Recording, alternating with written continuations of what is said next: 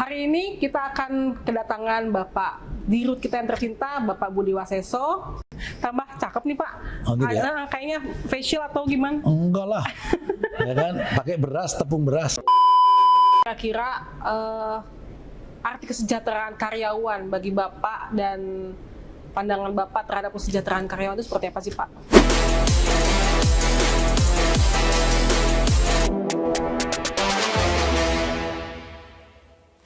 Assalamualaikum warahmatullahi wabarakatuh. Waalaikumsalam.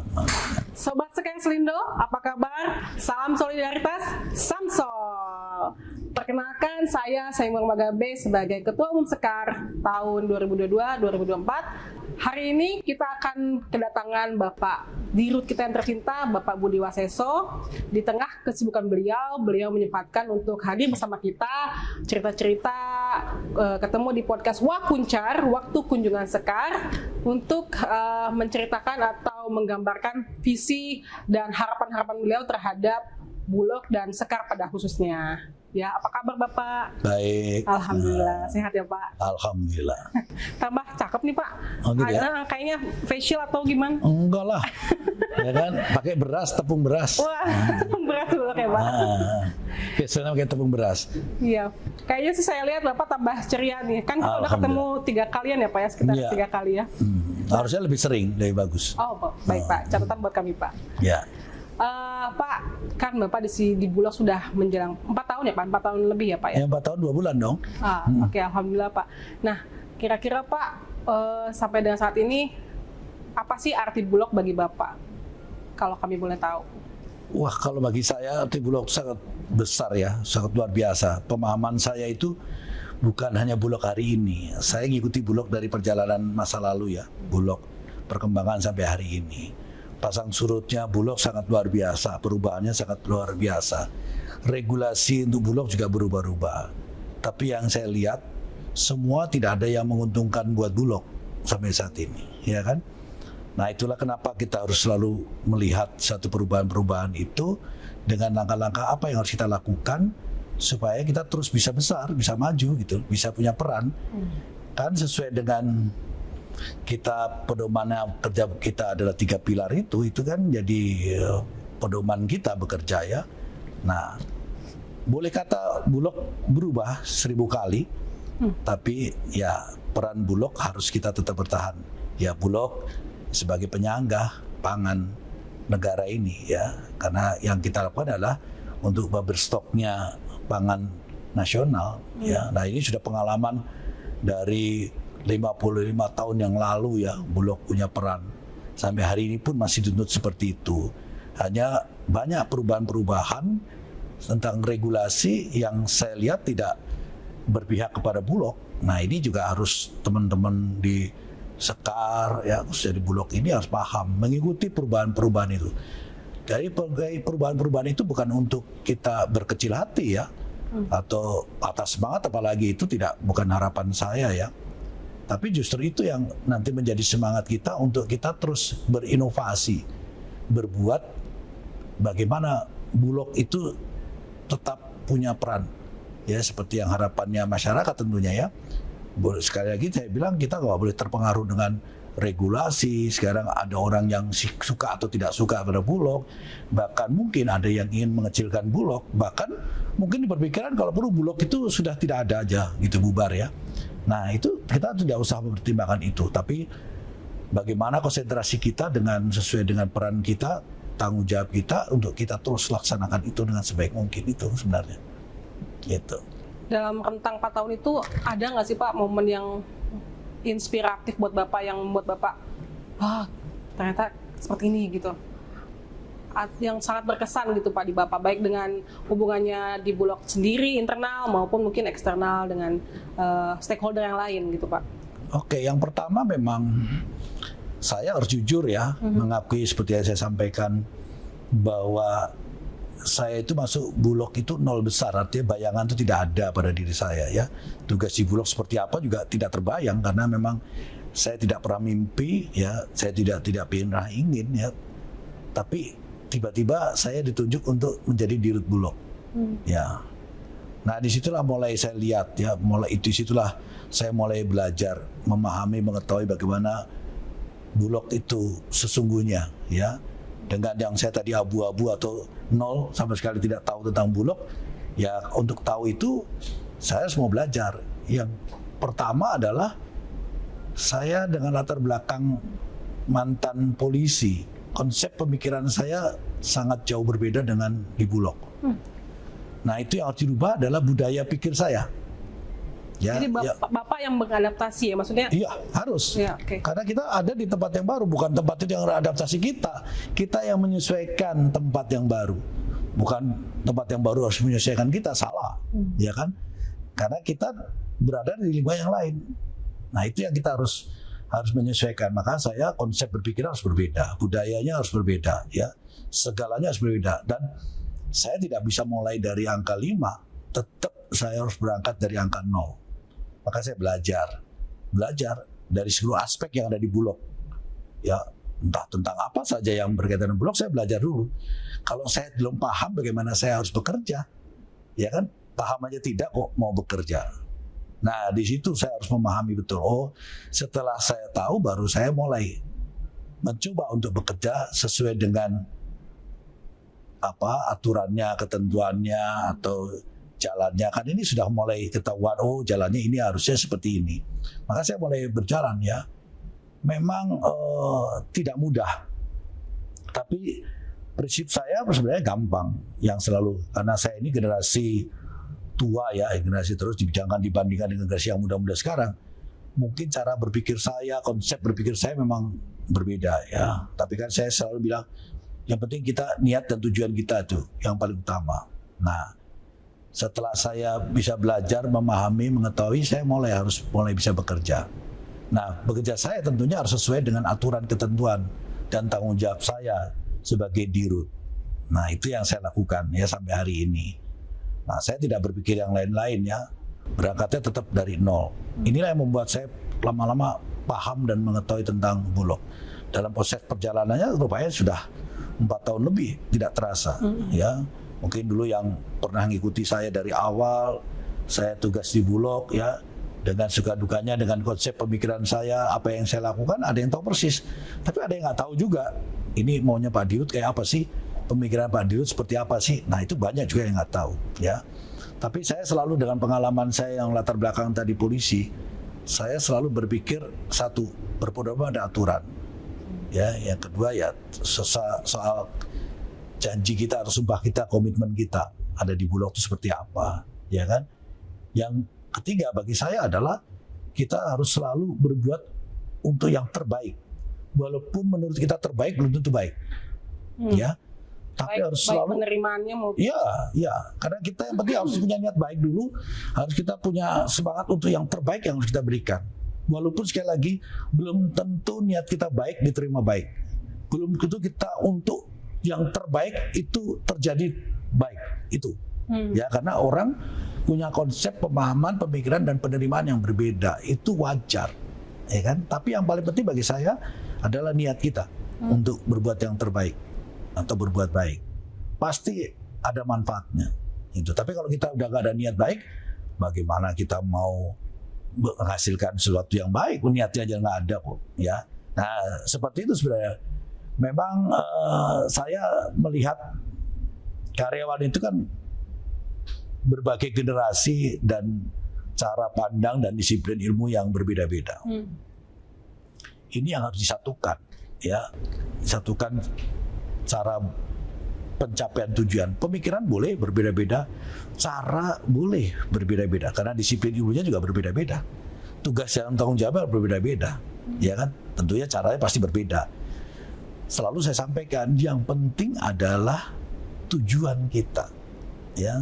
Tujuan pencapaian kita itu harus satu, ya. Makanya Bulog itu ya harus didukung oleh seluruh karyawannya, ya. Karyawan ini, kenapa? Saya bilang ini kan Bulog ini punya kita, ya, punya seluruh karyawan. Sering saya sampaikan bahwa mati hidup kita, istilah kasarnya mata pencarian kita ada di Bulog. Dan saya selalu menanamkan satu kebanggaan bahwa kehadiran kita, keberadaan kita di Bulog ini bukan otomatis, bukan sesuatu yang mudah. Tapi secara spiritual itu adalah kita ini manusia yang terpilih sebenarnya secara spiritual. Pilih oleh siapa? Oleh Allah, oleh Tuhan yang Maha Kuasa. Ya, karena apa? Di saat kita mau jadi karyawan Bulog kan tidak mudah. Ya. Kita seleksi dengan banyak. Yang kemarin aja kita mau gantikan yang regenerasi untuk menerima 100 karyawan saja. Yang daftar kan 127.000. Luar biasa ya Pak. Ya, berarti kan 1:1000 lebih. Nah, sekarang apakah umpama yang 100 itu diterima, dia adalah yang paling pintar dari 1.027 orang itu? Belum tentu. Kan belum tentu. Belum tentu. Tapi yang diterima, kita yang diterima ini karena kita ini membawa amanah yang ditakdirkan dan diberi kepercayaan oleh Allah untuk hadir di Bulog. Karena kalau kita arti daripada Bulog bagi saya adalah kehidupan. Ya. Jadi Karena Bulog pangan. adalah kehidupan. Ya. Bulog adalah pangan. Ya. Coba sekarang yang kita hitung pangan. Saya hari ini bisa bicara, bisa datang ya di sini, bisa ketemu sama seluruh karyawan saya. Itu karena apa? Karena saya sehat. Ya kan? Sehat itu dasarnya dari mana? Pangan. Pangan yang apa? Yang berkualitas. Ya kan? Iya, salah satu. Nah, sekarang pangan itu ada di mana? Kekuasaannya ada di Bulog salah satunya, yaitu beras. Pangan dasar. Ini amanah yang luar biasa. Ya, tidak ada pejabat atau apapun namanya manusia di muka bumi ini yang bisa jaya tanpa pangan, atau bisa hidup, bisa sehat tanpa pangan. Kita bisa cerdas, bisa pandai, itu karena kita sehat. Sehat itu dari mana? Ya sumbernya pangan yang berkualitas. Kita sehat, bisa pandai, bisa bekerja, bisa punya kedudukan, dan bisa punya penghasilan. Ya, jadi pangan itu utama menurut saya. Ya, seperti itu sebenarnya cara pandang saya gitu. Iya sih, kita sering dengar Bapak tuh kalau ngisi di pembukaan Raker, pembukaan Munas kemarin, Bapak suka bilang tuh, yang bisa menyelamatkan Bulog, yang bisa menolong Bulog itu ya kalian sendiri, warga Bulog sendiri gitu. Ya. Apakah ini memang cara Bapak untuk memotivasi kami sebagai karyawan agar apa ya, bangkit gitu ya Pak, mencoba untuk tumbuh, bukan cuma bertahan tapi juga tumbuh dan berkembang untuk supaya Bulognya punya peran yang lebih besar gitu Ya. Pak. Apakah memang seperti itu Pak? Nah, kita lihat saya kembali tadi bicara periuk. Kalau kita punya periuk nasi atau piring, ya supaya kita isi nasi yang sehat, makanan yang sehat, kira-kira piring itu harus bersih nggak? Harus. Nah, yang membuat piring ini kotor bersih siapa? Yang make. Yang kakek, ya kita. Ya kan? Maka kesehatan kita, keberadaan kita itu tergantung dari kesehatan yang kita makan. Kita yang menciptakan, ya, menciptakan ini harus. Nah sekarang Bulog ini sudah masa depan kita yang saya sampaikan tadi, ini mati hidup kita. Jadi lahan pekerjaan kita dan lahan penghasilan kita, betul kan? Kita jaga, ya kan? Karena ini sumber kehidupan kita. Bukan hanya sumber orang lain, tapi kita juga sumber kehidupan. Kalau nggak kita jaga, maka ini akan hancur. Kalau hancur yang kena siapa? Ya kita juga. Orang lain paling bertepuk tangan, ya kan? Maka yang bisa saya katakan yang bisa menjaga Bulog ini tetap eksis ya kita. Yang ingin membesarkan Bulog harus kita. Orang lain tidak akan ada yang berpikiran untuk membesarkan Bulog, pasti. Ya kan, apalagi zaman sekarang perkembangan. Pasti dianggap Bulog ini adalah kompetitor atau sesuatu yang menjadi penghalang, penghambat. Ya kan? Kalau kita dianggap pesaing, oke? Nah, kalau kita berhadapan dengan pesaing itu kira-kira dukung kita kan? Tidak. Tidak. Pasti ingin mencari kelemahan kita, bagaimana supaya kita hancur. Kita nggak ada. Maka mereka akan menang. Mereka akan menguasai apa yang sekarang ini sudah kita kuasai. Nah, maka kita tidak boleh, menurut saya, bukan hanya motivasi saya, memberikan pemahaman, kesadaran buat semua karyawan, bahwa kita tidak akan bisa berharap dari orang lain. Karena orang lain tidak peduli tentang Bulog. Ya kan? Memang dia dapat apa dari Bulog? maka pasti di mereka tidak akan berpikir untuk Bulog. Nah, kita tidak usah memikirkan orang lain, tapi pikirkanlah Bulog itu. Kita tidak usah takut dengan serangan, dengan itu biasa, itu kan perkembangan. Tadi saya sampaikan, kompetitor itu selalu cari kelemahan kita, ya kan? Nah, yang bisa menghancurkan Bulog itu sebenarnya kita. Kenapa?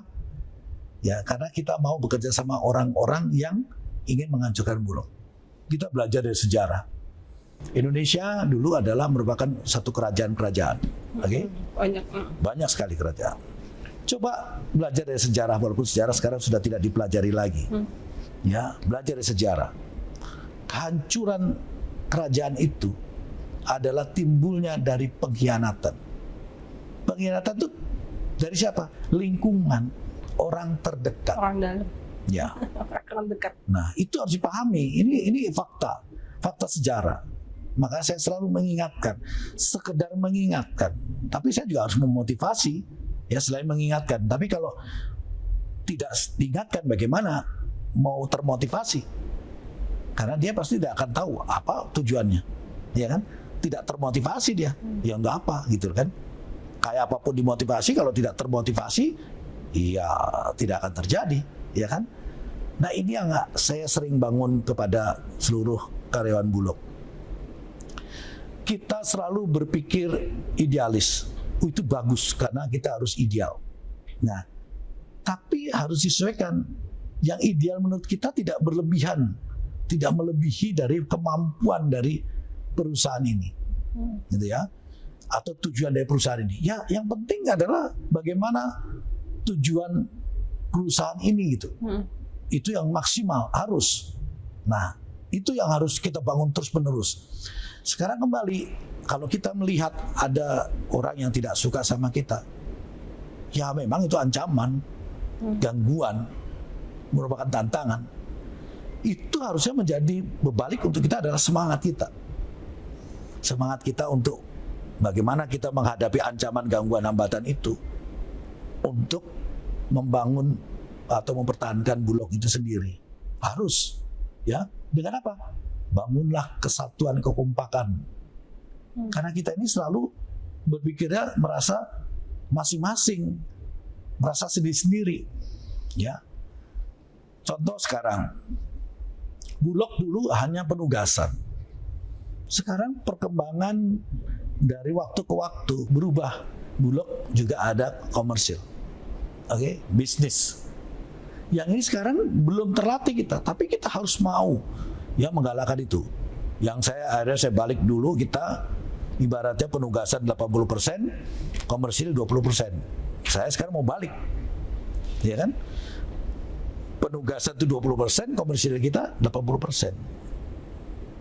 Itu kekuatan. Karena zamannya situasi sudah berbeda, berubah. Ya kan?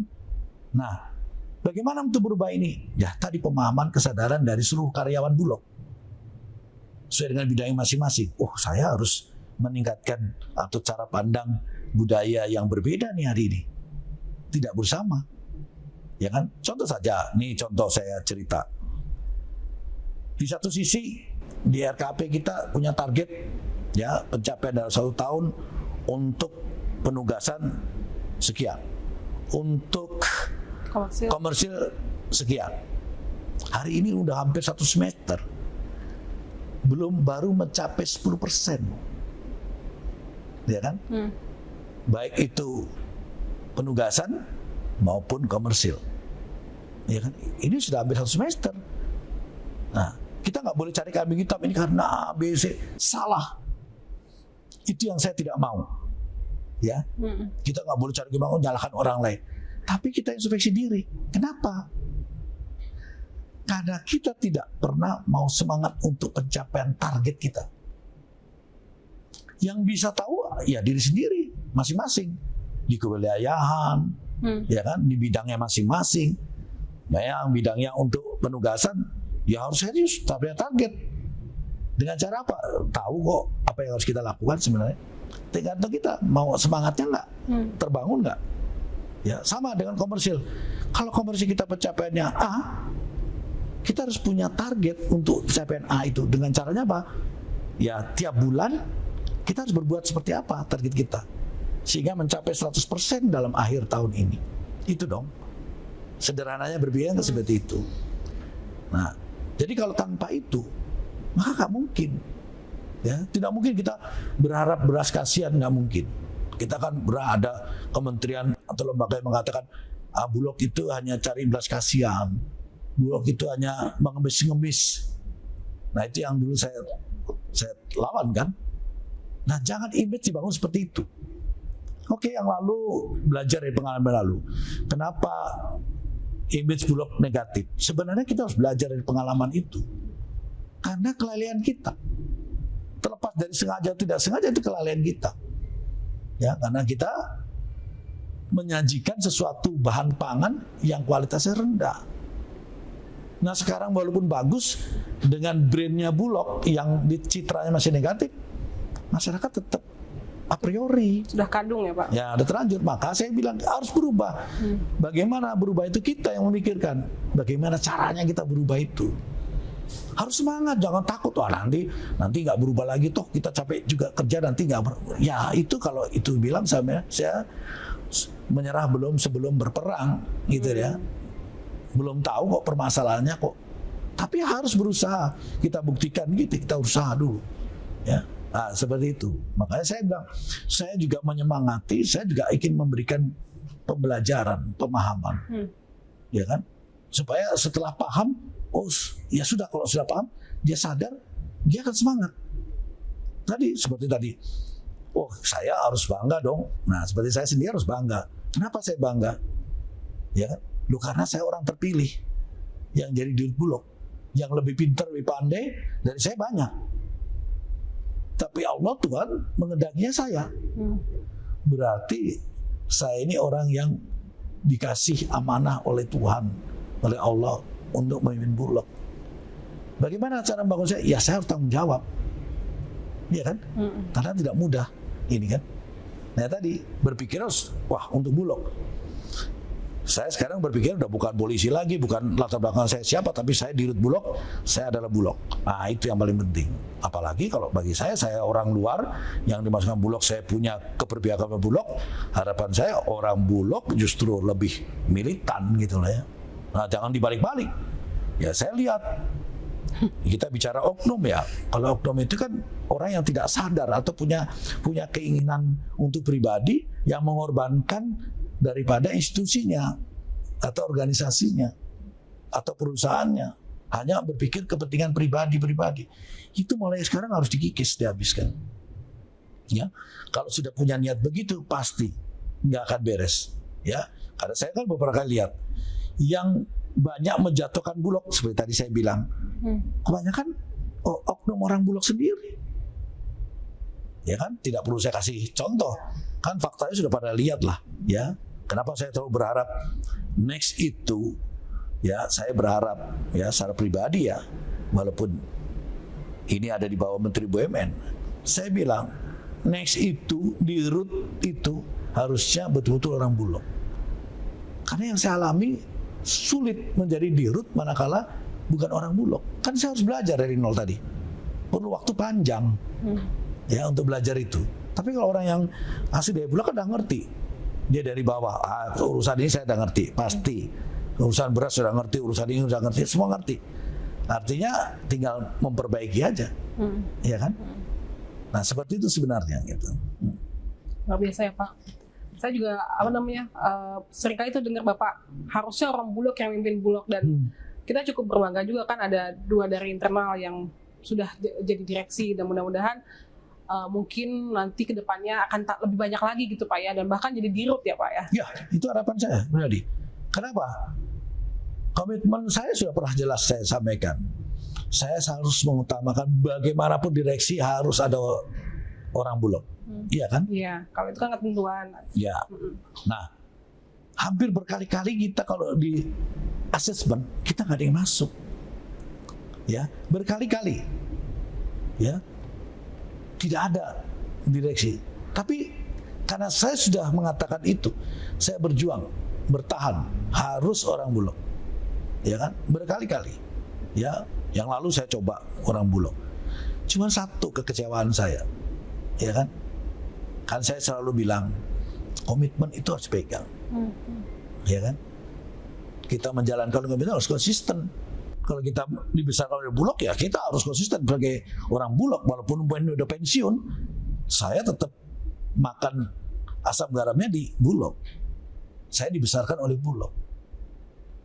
Konsekuen manakala dia memang itu tantangan hambatan dia menghadapan resiko, ya ambil itu resikonya, gitu loh. Jangan terus menyerah. Nah, tapi kan kembali kepada manusianya. Integritas yang terbangun seperti apa? Kan banyak orang Bulog tapi setelah menduduki tidak berpihak kepada Bulog. Bahkan yang sudah pensiun pun ya kan dari Bulog malah mencederai Bulog. Nah, ini kan yang bisa tahu teman-teman dari Bulog coba. Ya kan? Nggak bisa, itu tidak boleh kita biarkan. Gitu loh ya. Harus kita punya komitmen yang kuat untuk Bulog dan janji sumpah kita pada pribadi-pribadi kita. Orang per orang. Gitu.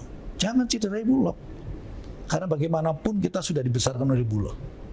Ya, seperti saya bilang, saya dibesarkan oleh Polri. Maka saya tidak akan mengkhianati institusi saya. Ya kan? Apapun yang terjadi. Saya harus bela institusi saya walaupun saya sudah pensiun. Seperti itu. Ya, jadi kalau ada sesuatu yang saya bisa sumbangsi pikiran untuk kepentingan Polri, saya berikan. Itu cara saya. Itu salah satu sumbangsi saya, kepedulian saya, janji saya kepada institusi yang besarkan saya. Demikian juga dengan Bulog. Apalagi kalau itu orang-orang Bulog. Jangan ajang untuk melukai, merusak Bulog. Itu terbalik. Itu yang saya bilang dengan istilah saya, mungkin ini sedikit kasar ya, kata-kata saya, pengkhianatan. Nah, itu nggak boleh terjadi. Nah, kita kalau melihat satu pengkhianat itu harus kita segera singkirkan. Makanya tadi saya bilang pengkhianat itu adalah orang-orang dekat kita, orang-orang yang tahu kita, orang itu pengkhianatan. Yang menghancurkan kita adalah orang-orang dekat. Karena yang tahu persis kita ya orang dekat gitu. Seperti itu. Baik Pak, mungkin kita mulai geser nih Pak ke tema yang ditunggu sama teman-teman. Kira-kira arti kesejahteraan karyawan bagi Bapak dan pandangan Bapak terhadap kesejahteraan karyawan itu seperti apa sih Pak? Banyak ya, sejahtera itu tidak hanya dipandang dari sisi finansial saja ya. Iya. Ya, tapi kesehatan itu juga kesejahteraan. Ya. Ketenangan itu juga kesejahteraan. Ya. Nah, banyak orang yang menilai kesejahteraan dari segi finansial. Berapa yang saya dapat dengan nilai materi. Seolah-olah kalau udah materi, saya bisa buat apa, saya mau kemana aja bisa, saya mau gimana saja bisa. Salah. Karena sejahtera itu bukan hanya dari finansial.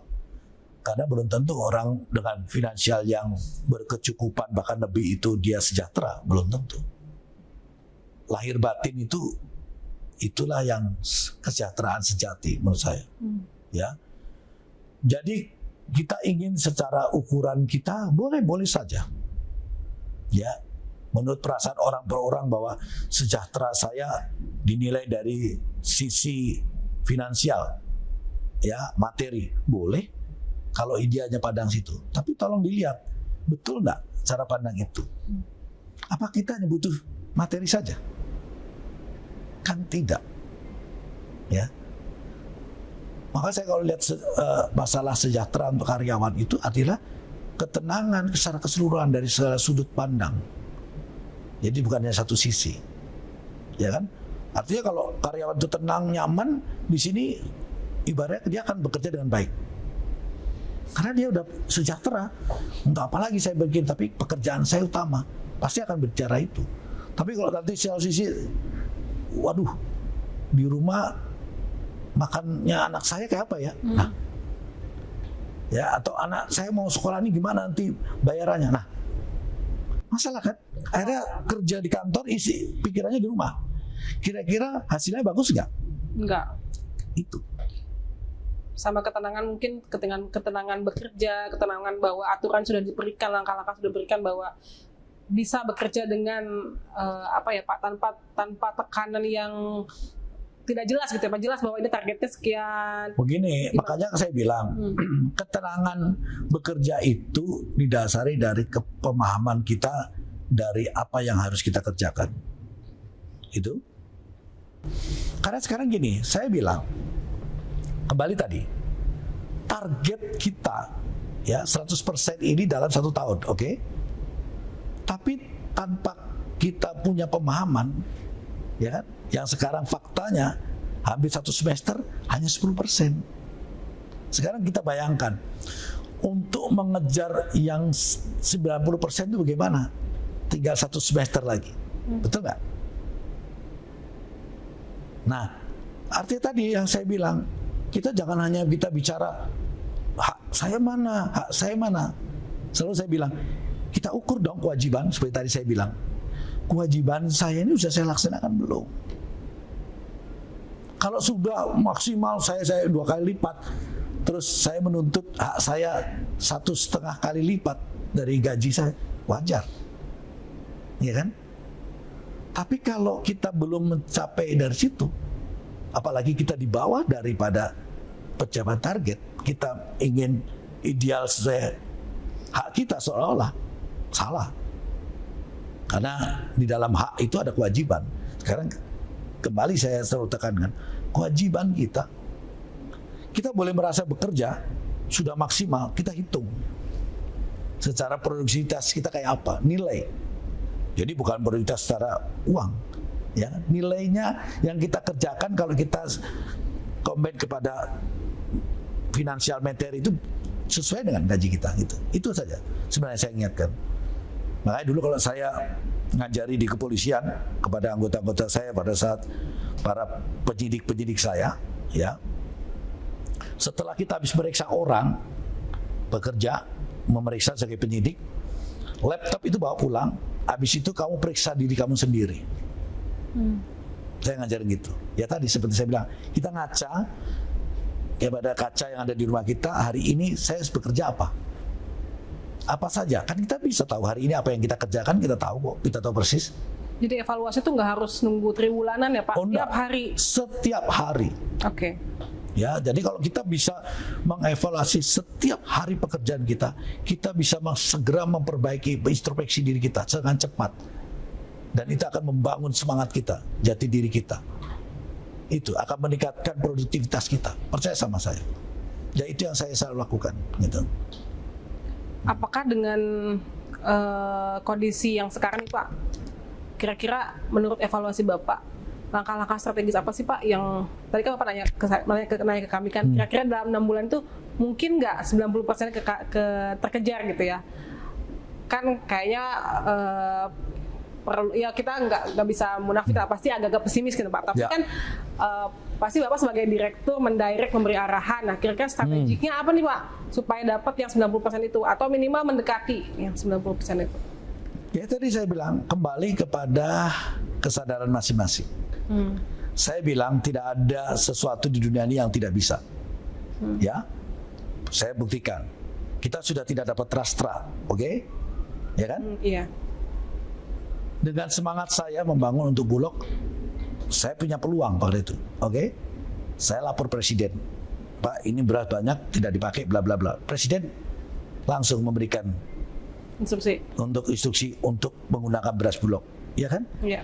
Padahal secara nalar udah nggak bisa, iya. Betul? Nah, itu yang saya lakukan contoh. Bukan saya mengatakan, oh saya hebat, tidak. Itu caranya orang Bulog membaca peluang dan kesempatan. Yang saya sampaikan tadi ya. Nah, tentang target ini yang tadi saya bilang hanya 10%, bagaimana 90%? Sebenarnya saya punya keyakinan bisa.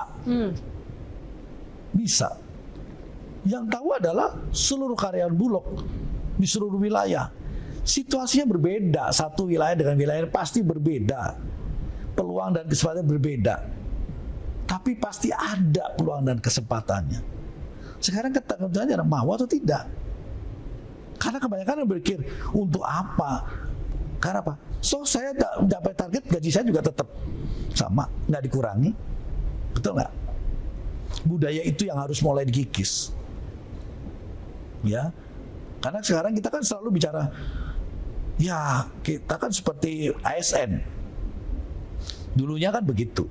Bekerja atau tidak bekerja, kita dapat gaji. Padahal kita ini gajinya tidak sama dengan ASN. Fasilitasnya juga tidak sama dengan ASN. Kita sama dengan swasta. Ya kan? Iya. Nah, tanggung jawab kita sebenarnya sudah lebih enteng sekarang ini dibandingkan dengan swasta. Nah, inilah sebenarnya saya ingin mendorong, memacu pada teman-teman semua di Bulog bahwa ayo, saya udah dapat kesempatan nih. Kenapa tidak mau? Jangan lagi berpikiran untuk kepentingan pribadi-pribadi. Saya sebenarnya tahu, ya, paham betul, ya. Karena Pak, saya ini latar belakangnya polisi, ya kan? Jadi saya tahu adanya permainan oknum-oknum di lapangan. Nah, harusnya yang ngontrol, yang mengingatkan teman sendiri, gitu, ya. Saya ingin membangun persuasif dengan kesadaran, pemahaman, ya kan? Waktu saya kalau normal tinggal 10 bulan. Ini kalau normal, oke? Tapi kan saya nggak tahu, bisa aja besok diganti, ya kan?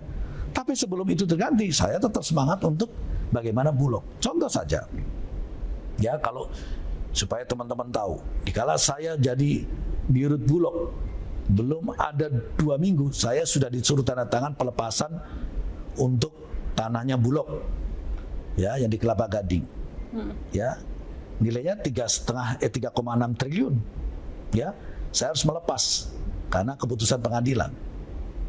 Apa yang terjadi? Karena saya mantan Kabar Eskrim dan saya mantan Kepala BNN, saya bilang saya tidak boleh, saya bela, saya membarengkan Bulog, itu sebagai tanggung jawab saya sebagai dirut, itu saya buktikan. Sekarang kembali nggak? Kembali. Apa yang saya minta? Tidak. Apa yang saya harapkan? Tidak. Hanya pertanggungjawaban saya sebagai dirut Bulog. Saya menyelamatkan aset Bulog yang nilainya gede. Itu kewajiban. Bukan saya merasa bangga hebat, tidak. Itu kewajiban. Saya ajarin sebagai orang manusia yang harus bertanggung jawab. Sekarang kenapa kok kita tidak bisa menyalurkan? Oke, salah satunya karena masalah operasi pasar, ya kan, itu peluangnya kecil, ya kan. Kalau saya lihat enggak tuh, mungkin pasar jenuh, tapi peluangnya banyak dong. Kan selama ini juga dilakukan oleh teman-teman di lapangan. Kita bekerja sama pihak ketiga, ya nggak? Pihak ketiga yang ngambil beras kita, gudang, kebutuhan operasi pasar. Kan saya tanya kembali, apakah operasi pasar ini kita jualan beras ke pasar? Nah, kan pakai pihak ketiga. Apakah bisa hari ini kita tetap pada pihak ketiga dengan dia mengambil beras itu, dia nyebarkan yang punya jaringan, ya kan? Persoalannya kembali, kalau kita peduli sama kepentingan Bulog, pasti kita lakukan. Tapi ada persoalan lagi, karena ada yang mikir, bagian saya mana? Dengan saya jual ini, fee saya berapa? Ya kan? Nah, saya nggak perlu jelaskan itu.